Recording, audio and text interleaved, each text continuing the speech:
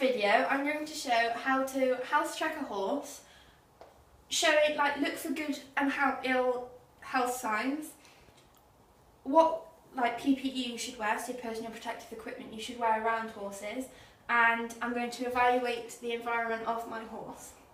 So the first thing is good and ill health, and the first thing you look for for a horse, if you're looking at that, is the posture of him. So he has he's not dipping in any places that he shouldn't be. He's not got an arched back or anything. He hasn't got an arched back, which means that there's no abdominal pain or any digestive problems with the digestive system either. Is there any...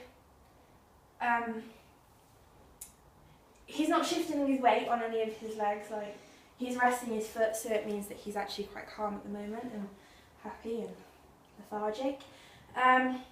The second thing you look for is movement. So, is he moving? Yes, he's moving. He's moving his ears. And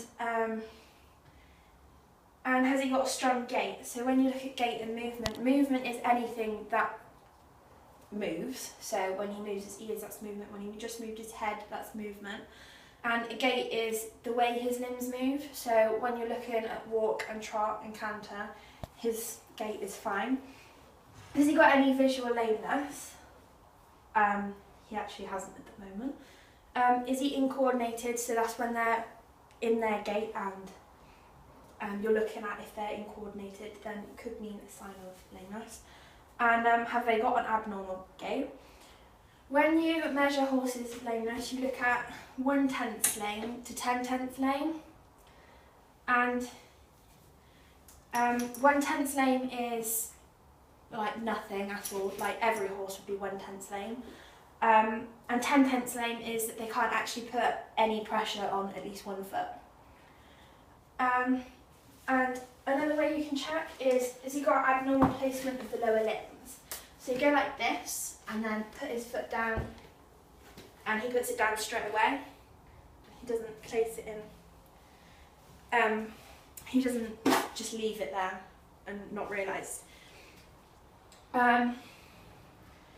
If a horse is lame and you can't actually see that it is a classic lameness, which is obvious, then it could be neurological. So say if he was lame here in his front leg, then it would be nerve damage about here, anything before the front leg. If he was lame in his back leg, then it would be, nerve damage would be from about here onwards. So then you'd have a roundabout idea of where that would be.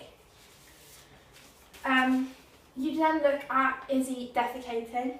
So is there blood in it? Is it consistent? And how often he's going? So he's about normal. Urinating, is there blood in it and what colour is it? And how often he's going again. You then look at if he's drinking, so can he drink? How much is he drinking? And is the amount going in relevant to what's coming out? And then eating, it's about the same. Can he eat? How much he's eating? Can you keep it down, and is the amount going in relevant to what's coming out? As horses can't vomit, you look at if they have got diarrhoea. This could mean that they are ill, there's too much water in the body, not enough fibre in their diet, or that the intestines just want to have a little clear out. So when actually health checking a horse, you go from head to tail. This is because it is a lot more hygienic, and it also doesn't make them any panickier in any way.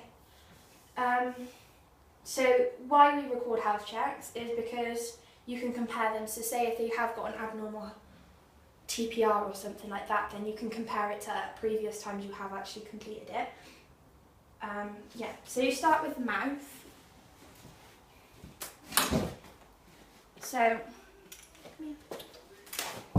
has he got any swellings, cuts, bruises? No? Alright. He hasn't got any cuts, swellings, or his teeth are quite good at the moment. Yeah, his teeth are fine.